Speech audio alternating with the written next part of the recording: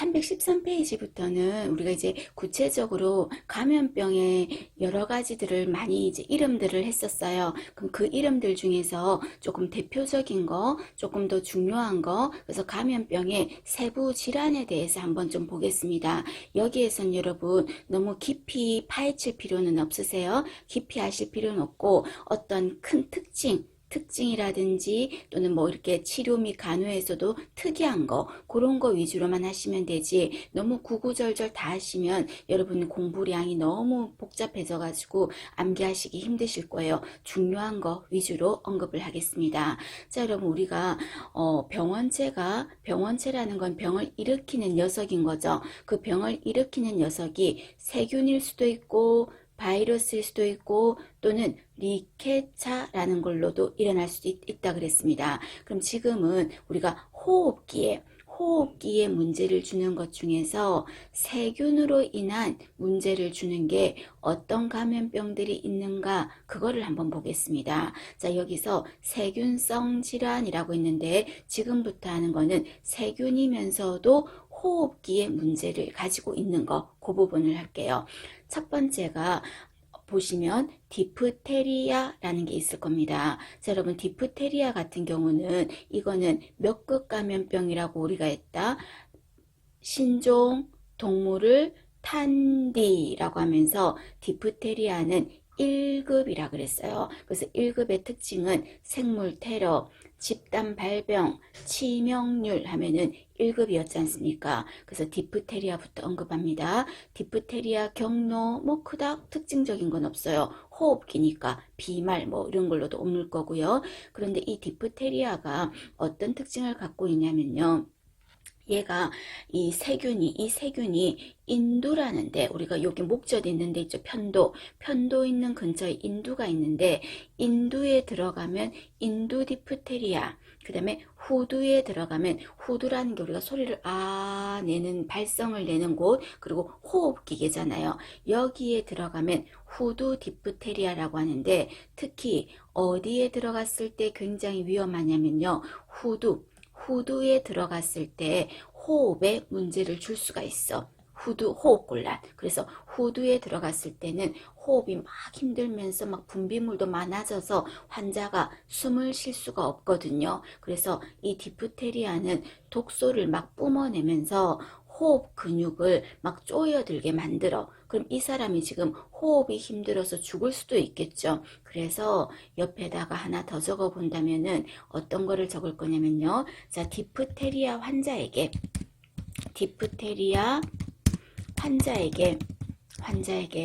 자, 응급으로 준비해야 할 것은, 응급으로 준비해야 될 게 뭐냐 이래 말하면, 후두가 숨구멍이 좁아져서 막 숨이 막혀서 죽으려고 하니까 숨구멍을 어떻게 된다? 여기를 뚫어줘야 돼, 열어줘야 돼. 그거를 우리는 기관절개라고 하죠. 그래서 응급으로 준비해야 될 거는 기관절개 세트를 미리 준비해야 될 응급 상황을 있을 수 있다는 겁니다. 그래서 디프테리아 환자에게 응급으로 준비해야 될 게 뭐냐 이래 말하면 기관절개 세트예요. 그거 하나 눈여겨보시고, 그 다음에 디프테리아는 여러분, 이균은 우리한테 와가지고요, 감염을 일으켰을 때 독소를 막 뿜어내. 그래서 얘 독소가 너무 세요. 그래서 독소를 어떻게 해야 된다? 이 디프테리아를 치료하려면 독소를 죽여야 돼. 독소를 죽여버려야 돼요. 그럼 독소를 죽이는 약을 뭐라고 하냐면, 치료 및 간호에서 보세요. 항독소라고 했어요. 항독소. 우리가 세균을 죽이는 거를 항생제. 그죠? 그러면 독소를 죽이는 건 뭐라고 한다? 그러니까 독소를 죽이는 거는 항독소라고 하겠죠. 그래서 이런 환자들한테는 항독소를 주사를 해야 됩니다. 그럼 질문해 볼까? 이때 항독소를 주사하는 거는 주사를 한 거죠. 주사를 한 거는 인공이죠. 그 다음에 독소를 주사했죠. 항독소는 치료제예요? 아니면 균이에요?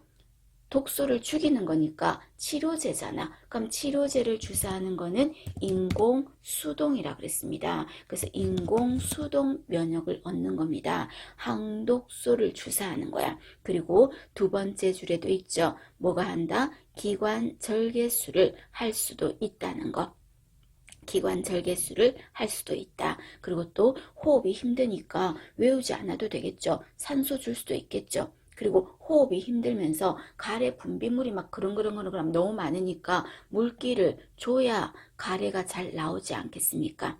되셨습니까? 그래서 이런 특징이 있었어요. 그럼 이 중에서 여러분들이 조금 눈여겨보실 거는 어떤 거다? 기관 절개술을 한다는 거. 그 다음에 또 독소가 너무 세서 독소를 죽이는 항독소 같은 거를 준다는 거. 그 정도 눈여겨보시고요. 그러면 이 사람이 디프테리아인지 아닌지를 알아봐야 되겠죠. 그럼 디프테리아인지 아닌지를 알아보는 테스트를 무엇이라고 할 거냐면요. 중요합니다, 여러분. 디프테리아를 알아보는 테스트를 시크 테스트라고 합니다. 시크 테스트, 테스트 이름이에요. 그래서 이 테스트는 진단하는 테스트 약을요, 팔 안쪽 같은 데다가 피부에다가 아주 얇게 피내 주사로, 피내 주사라는 거는 아주 얇게 해서 우리 모기 물린 것처럼 포를 뜨는 것처럼 그렇게 하는 거예요. 그렇게 해서 테스트를 하는 방법입니다. 자, 디프테리아는 무슨 테스트다? 디프테리아는 시크 테스트입니다. DS 되셨습니까? 디프테리아는 무슨 테스트다? 시크 테스트예요. 알아두셔야 됩니다. 자, 그 다음에 디프테리아는 1급이잖아요. 1급이니까 위험하니까 처음부터 안 생기는 게 좋겠죠. 그래서 예방을 해야 되겠지. 그럼 예방은 어떻게 합니까? 하면은 예방 방법은 DPT 주사를 하지 않습니까? 여러분 우리 예방접종 했었어요. 지난번에 DTAP 그게 바로 DPT인데 이 DPT 주사를 맞아서 예방하겠다고요. 그러면 DPT 주사는 여러분 아시죠? 뭐뭐 예방하는 거야? 디프테리아, 그 다음에 백일의 파상풍 세 가지를 예방하는 거를 DPT 주사라 그랬어. 그럼 이때 이 환자한테 예방주사 DPT를 통해서 면역을 얻는 방법은 무슨 면역이라고 합니까? 주사를 했으니까 인공, 그 다음에 균을 넣어주는 거죠. 예방주사라는 거는 균을 넣어주는 거는 능동. 그래서 인공, 능동 면역이라고 했어요. 예방주사 하면은 인공 능동입니다. 그리고 DPT 주사는 언제 하는 거였어요?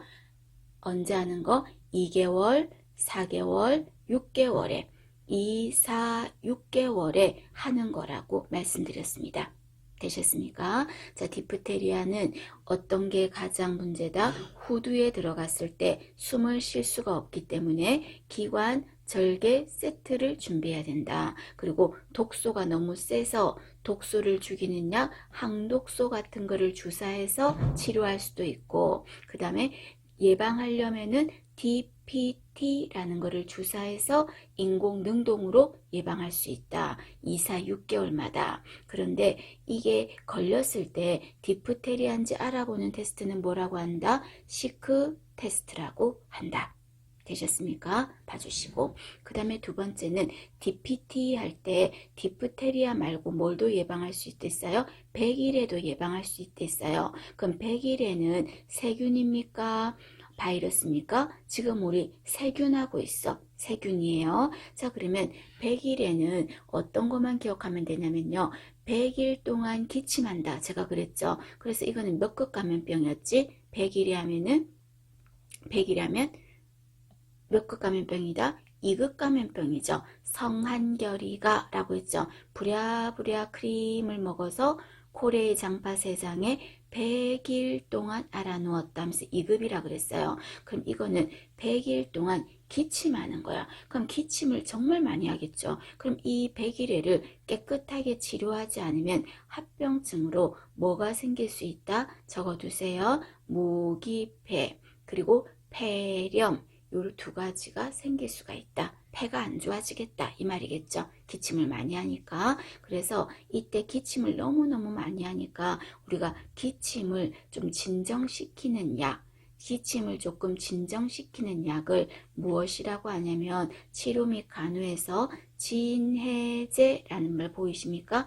진해제. 그래서 진해제라는 거는 해소 기침, 기침을 진정시킨다 그 뜻이에요. 되셨어요? 진해제를 줄 수도 있다. 그리고 예방은 뭘로 할까요? DPT 주사를 언제 2개월, 4개월, 6개월에 하겠다. 그 말이고요. 그 다음에 세 번째는 성홍열이라는 게 있습니다. 자, 성홍열은 여러분 세균이야. 그러면 성홍열을 일으키는 균이 도대체 어떤 균입니까? 했을 때 성홍열을 일으키는 균이 용혈성 연쇄상 구균이라고 합니다. 용혈성 연쇄상 구균이에요. 그래서 얘는 균들이 어떤 모양을 하고 있다? 구자가 들어갔으니까 모양이 동글동글한 거야. 그래서 동글동글한 이런 모양을 하고 있는데 연쇄적인 거야. 그래서 우리가 우리 종이 목걸이 이렇게 색종이 목걸이 만드는 것처럼 엮여 있다. 이렇게 엮여서 있는 균이다. 그래서 연쇄상 구균이라고 합니다. 그럼 이 균이 성홍열이라는 걸 일으키는데 성홍열은 증상이 어떻습니까? 하면은 이름에서 성홍열 할 때 홍자가 들어갔죠. 그래서 온몸이요 홍색으로 변하는 게 성홍열이에요. 온몸이 자 여기 그림을 보시겠어요? 이 애기 보세요. 이 아이거든요. 아이의 몸뚱아리가 어때요? 전부 다 빨갛죠. 전체가 다 핑크색이지. 아닌 데가 없잖아. 다 핑크색이지. 이렇게 온몸이 홍색으로 변한다. 그래서 성홍열이라고 합니다. 그런데 이때 성홍열일 때 나타나는 특징 중에 또 하나가 뭐가 있냐면요. 애가 혓바닥을 내밀어 봤어요. 그림에서 보시겠어요? 혓바닥을 이렇게 딱 내밀어서 혀를 딱 내밀어 보니까 혀 색깔이 어때요? 완전히 빨갛죠? 그리고 여기에 도돌도돌하게 뭔가 또 돌기 같은 것도 있다? 그래서 색깔도 그렇고 도돌도돌하게 생겨서 흡사 혓바닥 모양이 뭐 같다? 딸기 같다. 딸기 모양하고 똑같은 혓바닥이다. 그래서 여기서 딸기 모양의 혀라는 말을 했어요. 딸기 모양의 혀 하면은 뭐다? 성홍열을 떠올리셔야 됩니다. 되셨습니까? 성홍열은 온몸이 빨갛게 변하면서 열나서요. 온몸이 빨갛게 변하면서 딸기 모양의 혓바닥 하면은 성홍열.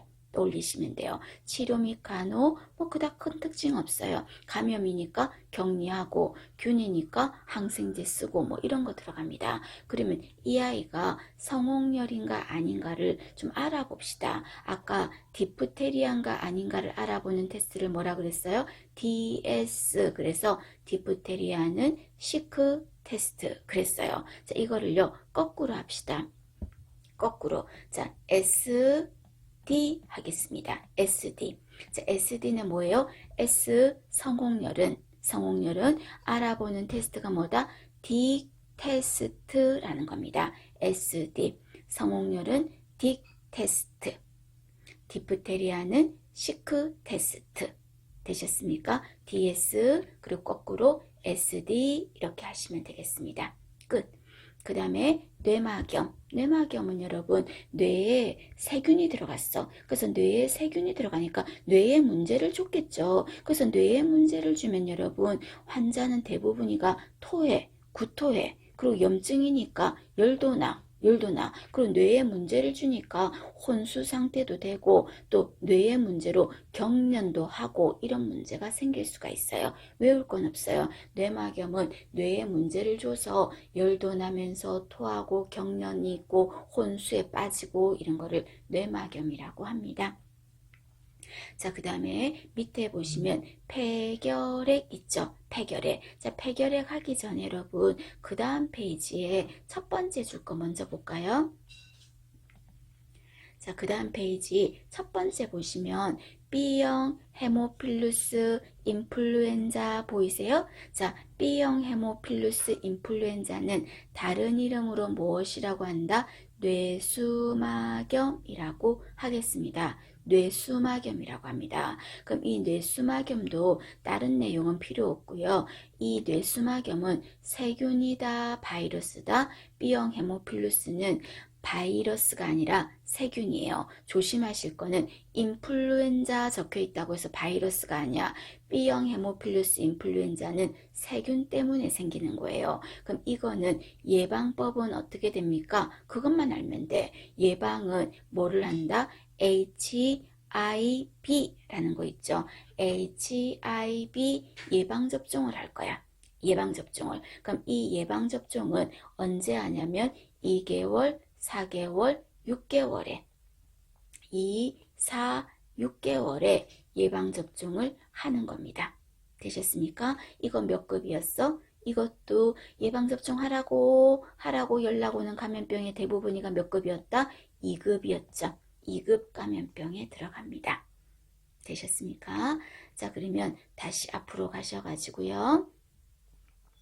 자, 앞으로 가셔서 자, 세균성 질환 중에서 오늘 1교시 하는 거에서 제일 중요한 게 폐결핵이 될 겁니다. 그래서 이 폐결핵은 호흡기에서도 되게 중요하고요. 공중보건에서도 굉장히 중요시하는 감염성 질환에 폐결핵이 들어갑니다. 자, 그러면 폐결핵은 어떤 식으로 옮습니까 하면은 호흡기잖아. 그러니까 재채기, 침방울 이런 걸로 옮겠죠. 그래서 그런 전파를 뭐라고 한다? 비말전파라고 하지 않습니까? 그래서 우리가 가장 흔하고 위험한 병원체 탈출 통로가 어디라 그랬어요? 호흡기잖아. 그죠? 그래서 폐결핵의 가장 흔한 경로도 호흡기라서 비말전파가 되겠습니다. 그런데 결핵은 비말전파만 되는 건 아니에요. 비말전파가 제일 많아요. 그런데 드물게는 뭘로도 될 수 있냐면요.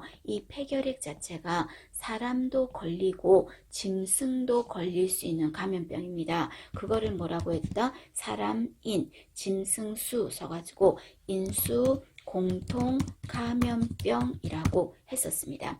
인수 공통 감염병이요. 그러면 사람도 걸릴 수 있고 이 결핵이 짐승도 걸릴 수 있다는 거죠. 자, 예를 들어 볼까요? 자, 소가 결핵을 걸렸어요. 소가. 그러면 젖소한테서 짠 우유, 거기에도 결핵균이 나오겠죠. 그 우유를 살균 처리가 제대로 안 된 상태에서 사람이 마셨어. 오염된 우유를, 결핵균에 오염된 우유를. 그러면 사람도 걸릴 수 있다고요. 그래서 그 밑에다가 하나 더 적으신다면 경로가 비말이 가장 많지만 오염된 우유나 또는 접촉으로도 옮을 수도 있습니다. 되셨습니까? 자, 그러면 폐결핵은 증상이 어떻습니까? 그러면 첫 번째 줄에 보면 열이 펄펄 난다고 해서 고열이라고 돼 있지만요. 처음부터 열이 심하게 나진 않아요.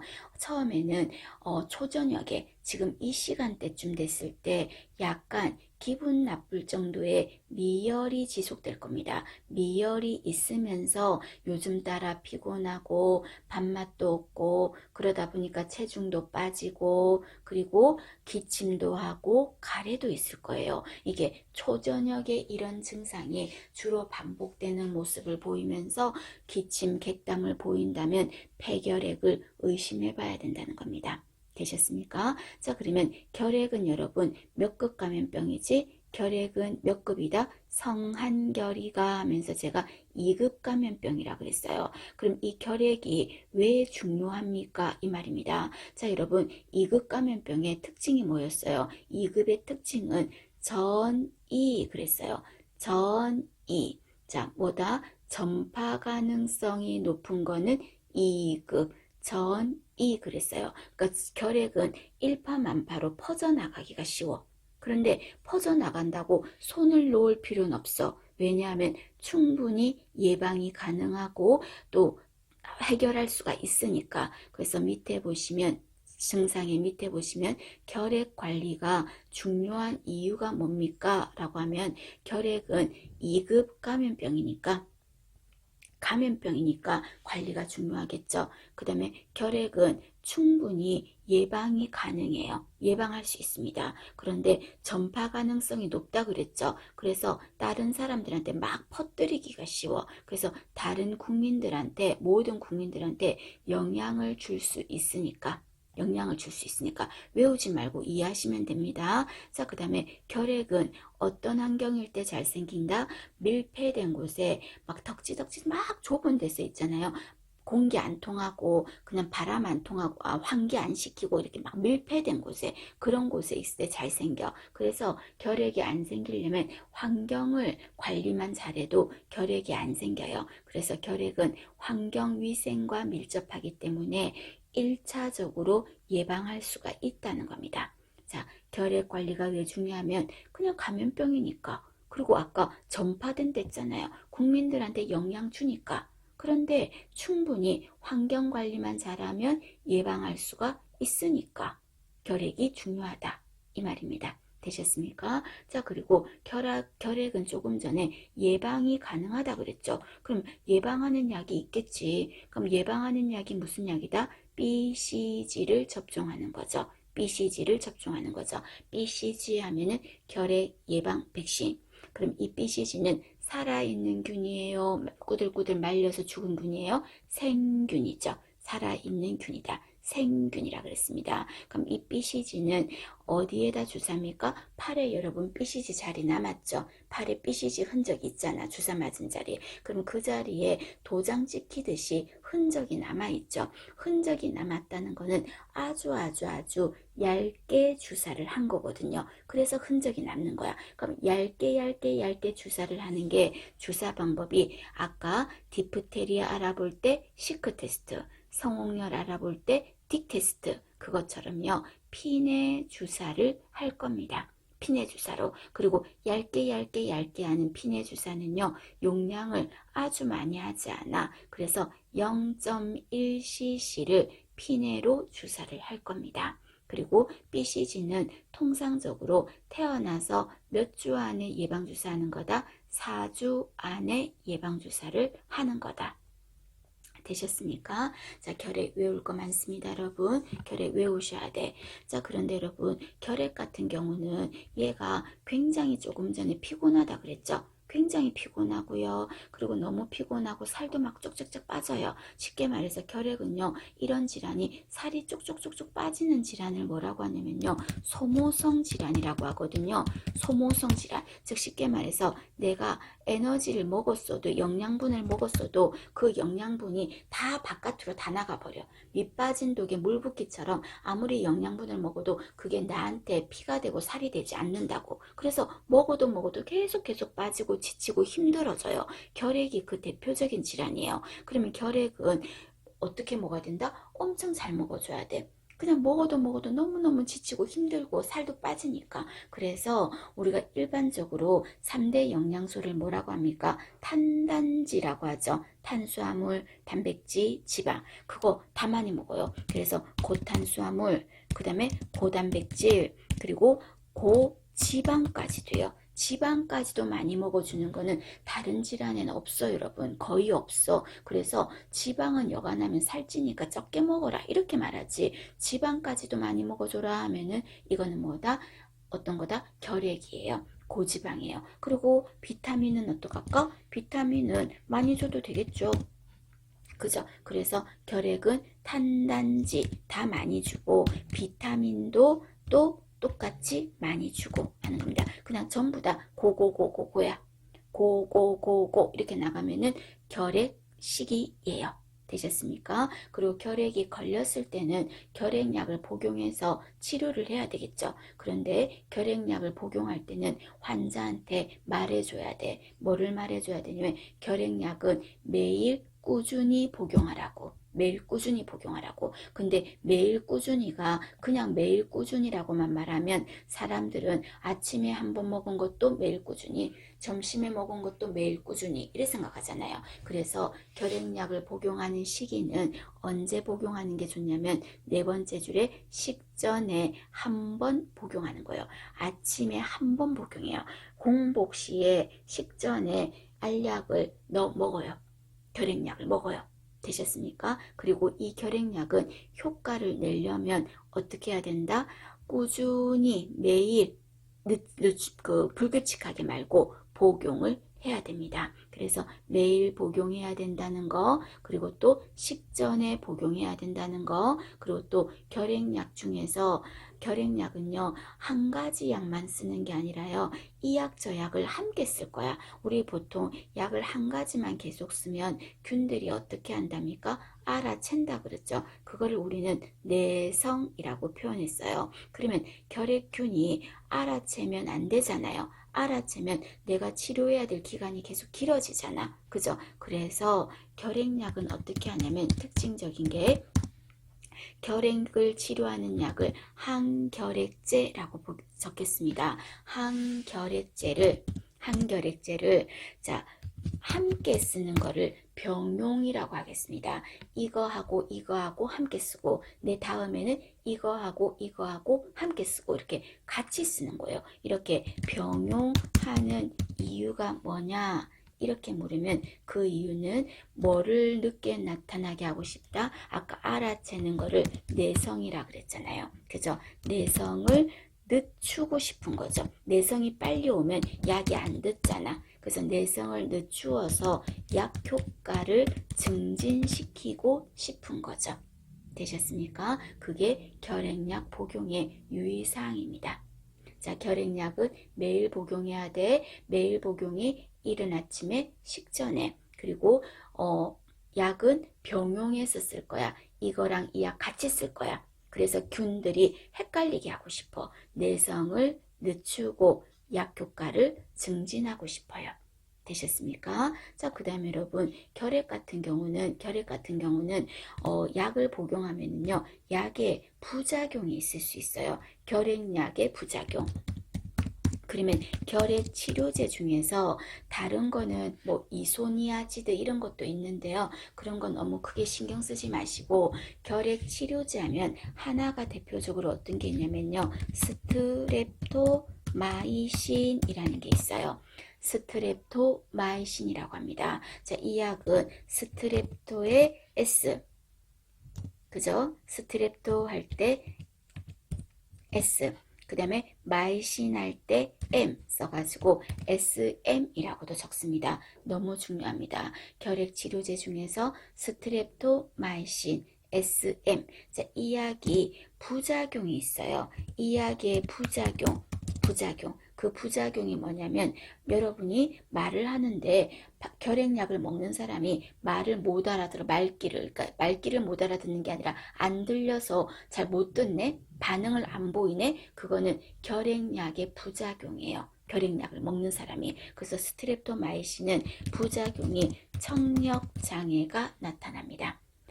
스트랩토마이신의 부작용이 뭐다? 청력장애가 나타나요. 그래서 시험 문제 너무 많이 물어요, 여러분. 청력장애라는 거. 그런데 청력장애라는 말을 제가 그랬잖아요. 우리 간호조무사 시험이 그냥 공부 안 하다가 그냥 막판에 막 청력장애 청청청청 이렇게 외워서는 안 된다고 말을 똑같은 내용을 다른 말로 바꾸어서 묻기도 하거든요. 그러면 청력이 귀의 문제가 아니라 여기서 청력장애가 생긴 게 귀의 문제가 아니라 뇌 안에서 청력을 담당하는 뇌신경이 있어요. 뇌 안에 신경이 있어. 그 뇌신경 중에서 어떤 신경은 눈을 담당하고 그래서 눈이 안 보이게 될 수도 있어요. 그 신경 다치면. 또 머릿속에 어떤 뇌신경은 후각을 담당해. 그래서 이 신경 잘못 다치면 냄새를 못 맡을 수도 있어요. 또는 맛을 모를 수도 있어요. 그것처럼 청력을 담당하는 뇌신경이 안에 있어요. 그 신경이 좀 다쳐가지고 장애를 입어서 청력이 안 들린다고. 그러면 뇌 안에 있는 청각을 담당하는 신경이 몇 번 신경이 그렇습니까? 하면은 제 8번 뇌신경 장애가 생겼습니다. 자, 몇 번 뇌신경 때문이다? 8번 뇌신경 때문입니다.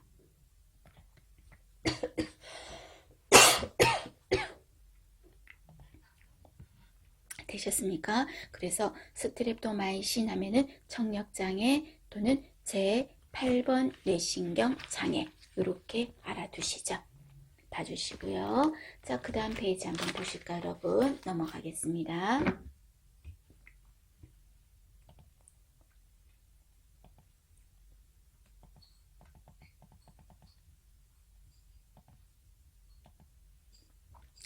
자, 그 밑에 B형 헤모필루스 인플루엔자 밑에 결핵에 대해서 쭉 설명이 되어 있거든요. 중요하니까 한번 여러분 줄을 끄면서 눈여겨서 잘 보셔야 됩니다. 자, 그러면 결핵은 이왕 생겼다면 빨리 발견하고 싶겠죠. 그죠? 그럼 빨리 발견하려면 빨리 진단을 해봐야 되겠지. 그러면 결핵을 알아볼 때 진단할 때 진단하는 것 어떤 거를 합니까? 그리고 똑같은 진단을 하더라도 어떤 거 먼저 하고 어떤 거 먼저 하고 이렇게 할까요? 이렇게 묻는다면 자, 8번에 보시겠습니까? 여러분 책에서 8번을 보세요. 자, 8번에 보시면 별표 하시고요. 8번에 별표 하시고 자, 결핵을 집단적으로 알아볼 때 결핵 집단 검사 결핵을 집단적으로 알아보는 거예요. 알아볼 때 일반적인 순서예요. 일반적인 순서. 그러면 제일 먼저 하는 거는 어떤 거를 먼저 합니까? 하면은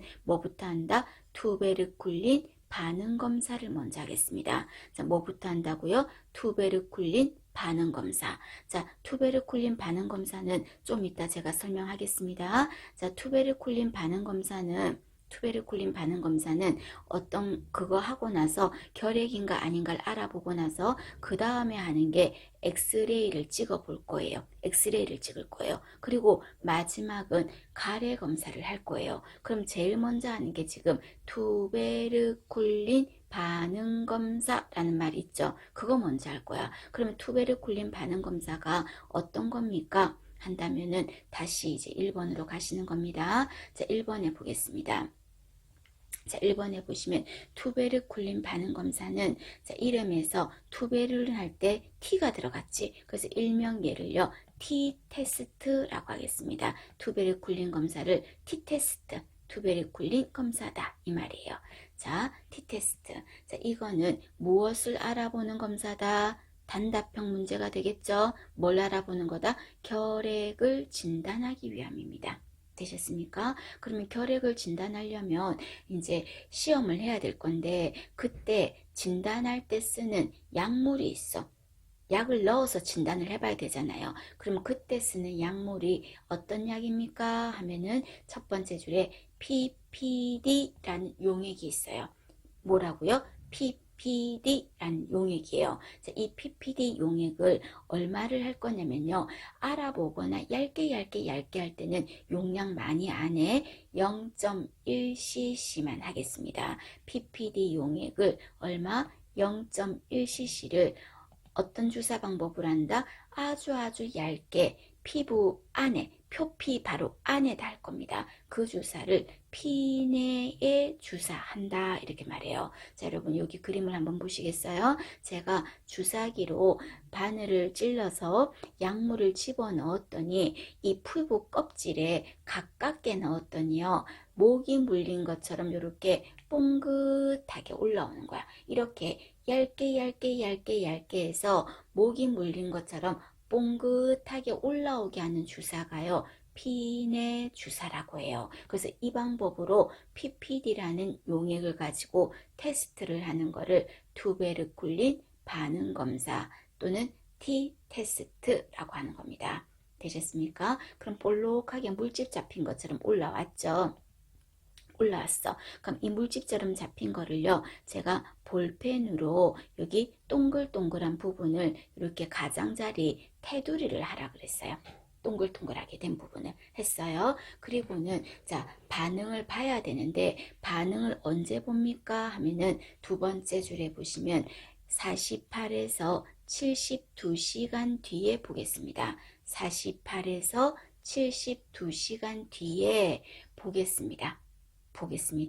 그러면 어떤 거를 봅니까? 그런다면은 2, 3일을 보는 거죠. 2, 3일 뒤에 보는 거예요. 그럼 제가 아까 볼펜으로 이렇게 색깔을 채서 모기 물린 자리를 표시를 해놨잖아. 그런데 자를 가지고 와가지고요. 자를 가지고 와서 여기 지름을 재어봐요. 요 둘레를, 요 안에 둘레를, 원둘레를 안에. 부은 자리, 그 땡글땡글한 자리를 지름을 재어볼 거예요. 그럼 우리가 목이 물린 것처럼 땡글땡글하다는 말을 좀 어렵게 말해서 경결이라고 하겠습니다. 경결의 크기를 자를 가지고 재어볼 거예요. 자, 자를 가지고 재어봤을 때 어떤 게 중요하다? 반응을 봐야 되는데 자로 재어봤더니 10mm 이상이에요. 10mm 이상입니다. 그러면 이 경우는 당신은 투베르쿨린 반응 검사에서 뭐라고 한다? 양성입니다 라고 말하겠습니다. 자, 10mm 이상이면 뭐라고요? 당신은 투베르쿨린 반응 검사에서 양성입니다. 그 뜻이에요. 알아두셔야 돼요. 자, 그 다음에 이번에는 9mm 이하야. 9mm가 안 된대. 그러면 당신은 결핵 반응 검사, 투베르쿨린 반응 검사에서 당신은 음성입니다 라는 소리입니다. 음성입니다. 되셨습니까? 자, 그래서 세 번째 줄에 보시면 10mm 이상이면 양성, 그리고 9mm 이내면 음성입니다. 여러분 혹시 수정이 안 됐다면 수정하셔야 됩니다. 9mm 이하라고 하셔야 됩니다. 이하이면 음성입니다. 되셨습니까? 봐주실 것. 자, 그 다음에 이때 진단하는 약물 아까 이름이 뭐였어요? PPD라는 용액이었죠. 자, 이 용액은 어디에 보관합니까? 라고 한 거예요. 자, 우리가 혈청이라든지 혈청, 그 다음에 또 예방 백신 외우셔요. 그 다음에 당뇨 환자가 맞는 인슐린, 그 다음에 또 간에서 추출한 물질, 간장 추출물. 자, 이런 거는요, 어디에 보관하냐면 2에서 5도, 차갑고 냉, 그 다음에 어두운 암 장소에 보관하겠습니다. 자, 혈청, 예방 백신, 인슐린, 간장 추출물 이런 거는 어디에 보관한다? 2에서 5도 냉암소에 보관하겠습니다. 되셨습니까? 무조건 외워두셔야 됩니다, 여러분. 2에서 5도 냉암소에 보관한다. 봐주시고요. 그 다음에 아까 조금 전에 결핵 반응검사, 투베르쿨린 반응검사를 냈을 때 10mm 이상이면 뭐라 그랬어요? 당신은 투베르쿨린 반응검사에서 양성입니다 라고 했죠. 그럼 이때 양성이라는 게 결핵을 앓고 있다 그 뜻은 아니에요. 그 뜻은 아니에요. 그럼 그게 무슨 말입니까? 당신은 결핵균에 노출된 경험이 있다 그 뜻이에요. 경험이 있다는 거야. 그 경험이 과거에 있었을 수도 있고 현재 진행형일 수도 있고. 그러면 결핵 반응 검사에서 양성이라 그래서 모두가 결핵 환자는 아니라고요. 감염된 건 아니라고. 예전에 알았던 것도 노출된 적이 있는 거니까. 그럼 과거잖아. 그죠? 그러면 지금 이 사람이 과거에 앓은 건지 아니면 현재 앓고 있는지를 좀 알아봐야 되지 않을까? 과거에 앓은 건 상관없잖아요. 근데 만약에 문제가 현재 결핵을 갖고 있다면 다른 데 막 퍼뜨리니까 관리가 필요하겠죠. 그러면 결핵에서 노출된 경험이 있는 양성 환자는 뭐를 해야 될까요? 이때 해야 될 거는 뭐를 한다? 엑스레이를 찍어야 되겠죠. 이때는 뭐를 한다? X선을 찍어야 되겠죠. X선을. 그래서 X선 촬영을 해야 되겠습니다. 엑스레이를 찍을 겁니다. 그럼 이때 엑스레이를 찍을 때요. 시험 문제에서 결핵 반응 검사에서 양성이면 뭐를 해야 되냐? 그러면 엑스레이를 찍는다고 하면 돼요. 그런데 좀 꼭 집어서 X선에서요. 엑스레이를 찍는데 그 안에 간접 촬영 또는 직접 촬영 그 말이 만약에 또 있다면 엑스레이 찍는 방법에 있어서 어떤 거를 먼저 하냐면 처음에는 좀 싼 걸로 해봐야 되지 않을까? 처음부터 비싼 거 할 필요는 없거든요. 처음에는 좀 싼 거 여러 사람들한테 많이 할 수 있는 거. 그래서 우리 학교 다닐 때 학교에 차가 와가지고 엑스레이 기계가 있는 곳에 우리가 들어가서 엑스레이를 찍고 단체로 찍고 그랬던 적이 있었어요. 그때 그게 단체로 하는 결핵 알아보려고 엑스레이를 찍는 거를 그 뭐라고 한다? 간접 촬영이라고 합니다. 간접 촬영. 그래서 이거는 비용은 어떨까요? 싸요. 그런데 정확도는 직접 촬영보다는 좀 떨어지겠죠. 그것도 싸니까 먼저 하겠다는 거예요. 자, 이거 하고 그 다음에 여기서 이상이 있으면 뭐를 하겠다? 직접 촬영을 하겠다고요. 그래서 시험 문제에서 엑스레이를 찍는다 그러면 그것도 맞다 그래. 근데 엑스레이라도 간접, 직접을 구별하는 보기로 나온다면 뭐부터 한다?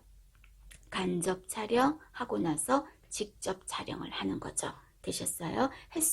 했는데 여기서도 상황이 검사 결과가 좀 그림자가 지면서 음영이 지면서 정확하지가 않네? 그러면 좀 더 정확하게 알아봐야 될 것 같아. 그럴 때는 마지막으로 뭐를 한다?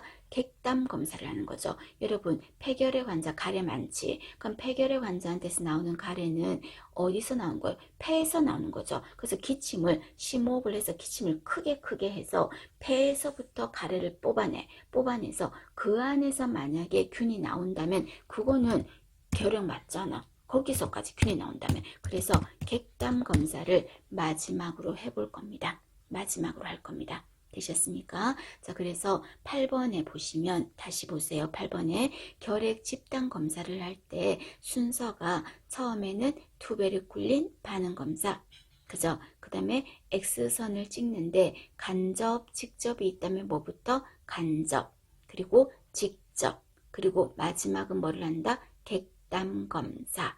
이렇게 이루어지겠다고요. 되셨죠? 자, 반면에 여러분, 만약에 자, 결핵 반응 검사에서 9mm 이하야. 그러면 그 사람은 뭐라고 했습니까? 당신은 결핵 반응 검사에서 음성입니다. 그랬죠. 그럼 이때 음성이라는 거는요, 어떤 의미냐면 환자다 아니다 그렇게 표현하지 마시고요. 결핵균에 노출된 경험이 있다 그 뜻이에요. 아까 양성은 뭐였어요? 노출된 경험이 있다 그 말이고, 죄송해요. 결핵균에 노출된 경험이 음성은 없다라는 의미예요. 없다. 그 말은 과거에도 내 몸에는 결핵균이 단 한 번도 들어온 적이 없었고 지금도 들어온 적이 없고 청정지역인 거지. 그러면 시험 문제에서 물어요. 자, 음성으로 나온 사람한테는 이 사람한테는 어떤 처치를 해야 되는가? 이렇게 물어요. 아까 양성으로 나온 사람한테는 어떻게 하면 됐습니까? 엑스레이 찍어보고 가래 검사하고 이렇게 하면 되는 건데, 음성으로 나온 사람한테는 그런 엑스레이 찍어볼 필요 없잖아. 결핵균이 들어온 적이 한 번도 없으니까. 그럼 이 사람은 들어오면 잘못하면 걸릴 수 있겠죠. 그래서 뭐를 하자? 예방접종을 하는 거죠. 무슨 예방접종? 결핵 예방하는 접종 BCG를 접종하겠죠. 무슨 면역? 인공 능동 면역으로요. 되시겠습니까? 자, 그거 여러분 잘 생각하셔야 됩니다. 지금 그 내용 중요합니다. 자, 그 다음에 밑에 5번에 보시면 BCG를 했는데 부작용이 일어날 수가 있대요. 자, BCG는 여러분 생균이지. 그죠? 그럼 이때 부작용이 일어나는 이유가, BCG는 조금 전에 얇게 주사한다 그랬어요? 깊이 찌른다 그랬어요? 얇게 한다 그랬어. 피내 주사로 해야 되는데 내가 좀 상식이 부족해가지고 BCG 검사를 어떻게 했다? 너무 깊이 주사를 했어요. 너무 깊이 했어요. 피내가 아니고. 그러면 부작용이 나타날 수 있어요. 그 다음에 BCG 접종하는 부위가 불결해요. 좀 지저분한 거야. 그러면 부작용이 나타날 수 있어요. 그 다음에 투베르쿨린 여러분 반응검사에서 양성으로 나왔대. 그 양성으로 나왔다는 말은 결핵균에 노출된 적이 있고 현재 결핵이 있을 수도 있잖아. 근데 또 살아있는 균을 또 넣어줘. 그러면 불난 집에 기름을 막 뿌려주는 거 아니겠습니까? 그래서 투베르쿨린 반응검사에서 양성으로 나왔을 때는 불난데 기름을 끼얹어주는 격이 될 수 있으니까 예방접종을 안 하겠습니다. 되셨습니까? 부작용이 일어날 수 있으니까요. 되셨어요? 자, 그러면 BCG는 어디에 접종합니까? 그러면 팔에다 할 거예요. 팔에서 좌측 팔에, 우리 팔 보통 오른쪽에 안 하고 왼쪽에 하죠. 좌측 팔에 상박은 윗부분을 말해. 팔의 윗부분을 말해. 윗부분에서 삼각근이라는 거, 우리 예방주사 맞을 때 하는 부위 있죠. 자, 구체적인 건 다음에 하겠습니다. 삼각근이 있는 부위에다가 BCG 접종을 얼마를 피내 주사로 몇 cc를 0.1cc를 하겠다는 겁니다. 되시겠어요? 자, 봐주십니다.